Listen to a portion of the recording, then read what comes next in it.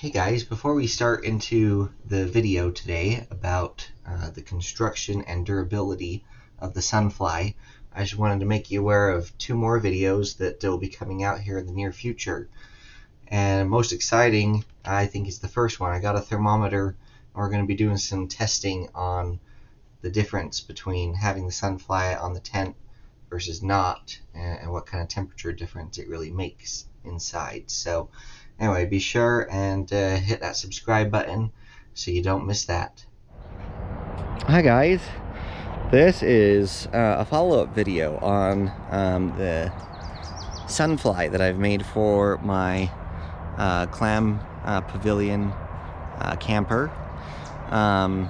I currently don't have it on because I need to show you some stuff, and also it's pretty cold. It is in the low 40s at the moment. Got down into the 30s last night. This is the a very cold spring, but anyway, wanted to just kind of do a follow-up to my Sunfly, one of a couple different videos here over the course of this year. So be sure and hit that subscribe button so you don't miss future reviews. This particular one is going to go over construction and how this has held up thus far for me. Please excuse the highway noise and the train noises. We're kind of camped at lower elevation this time around just because of how cool it is, and we're not as far away from civilization as I usually like to be. But anyhow, been good to get out and get some camping. Let's jump right in. So it's partially unfolded. I paused unfolding it here just because I wanted you to see. This material that I used is extremely heavy duty. It is heavy, and that's good. It doesn't flap around in any slight breeze or anything like that, but it can be a little bit of a pain to fold and unfold, I've discovered. So that's something you should be prepared for if you use this exact kind of material. That's linked down in the description below. I just got it off of Amazon. You can see that, it creases a little bit where it's been folded and what have you, but there's no, it's not wearing through. It's not getting, holes or anything in it. It's just heavy duty, right? So anyway, let's open it up a little bit more here, and I want to show you a few other details. Had a lot of questions about durability on the seams and how that's held up. So this is the edge, obviously. This is actually one of the corners. This is one of the attachment points. We've got just kind of this elastic cord right here. Notice in this particular scenario, we've got two layers of it. I don't know if that's coming through on the camera or not. Can you see how there's two layers of it? And that way you just get extra strength for these attachment points.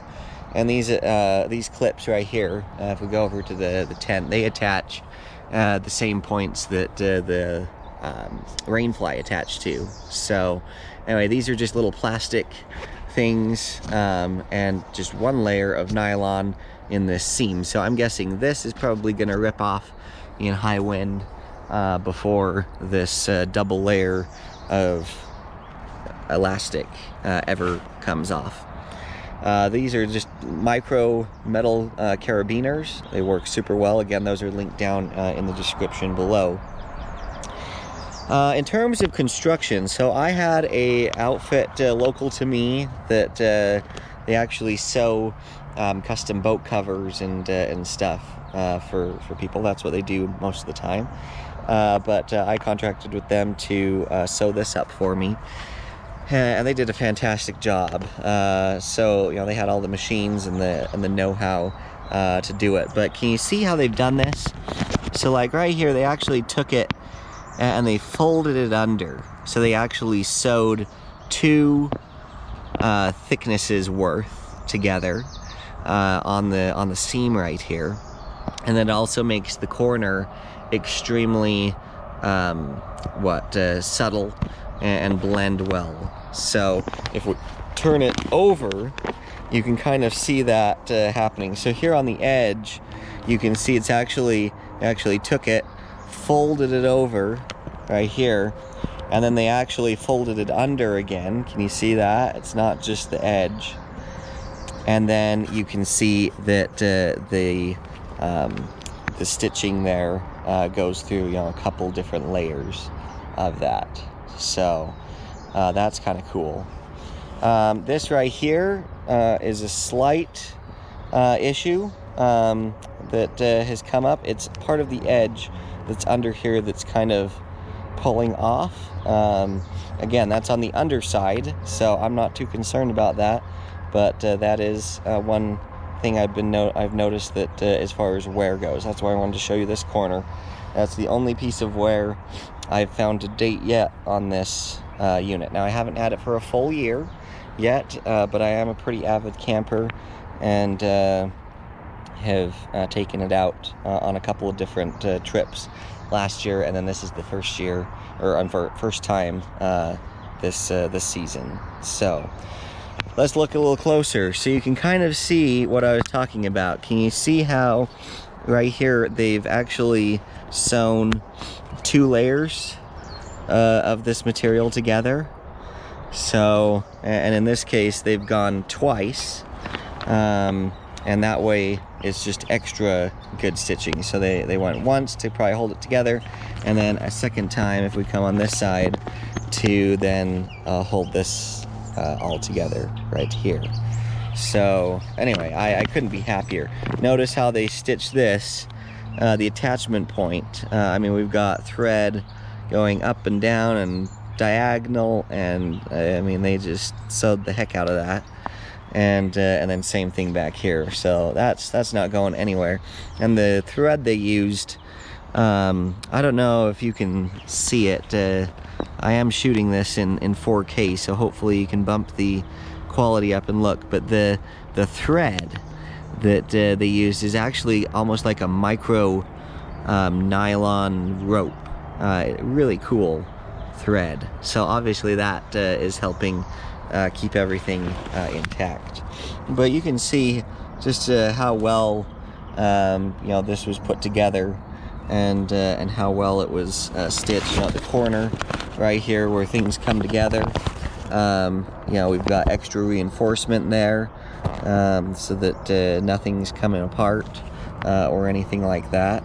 So just super nice. So I think before the seams and sewing fail, chances are probably pretty good. This just mylar material in general will, you know, wear out or get torn or ripped or something like that. So anyway, thus far, that's the scoop. It's worked extremely well for me. If there was something I'd change at this point, I'd love to find some kind of mylar material that is as heavy duty as this, but maybe has a little more flexibility to it. This is extremely rigid, extremely thick, which is good. I love how it's solid, you know, even in wind or anything, it's really solid. When it comes to, you know, just folding it and unfolding it and pulling it over the top of the tent, it can be a little bit more of a project than, you know, something lighter. But anyway, this is, you know, the first version ever, and I'm happy with it thus far. So we're going to continue to use it. But please, you know, if any of you know of additional mylar that would be you know, as heavy duty as this and hold up this well to stuff, but maybe would fold and transport better, let me know in the comments below, because I'm interested in, you know, learning more and improving the concepts. So one last thing before we end the video that people have asked me about quite a bit is just, you know, in general, you know, where all the parts come together at the top. It's got multiple sides to it, right? 6 different sides for the particular clam tent I have.